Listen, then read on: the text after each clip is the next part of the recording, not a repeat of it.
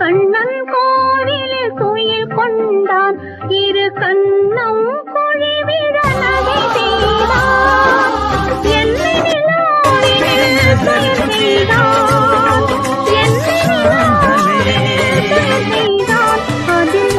எத்தனை मोहब्बत में यूं மகிழ்ந்து போராடி தலை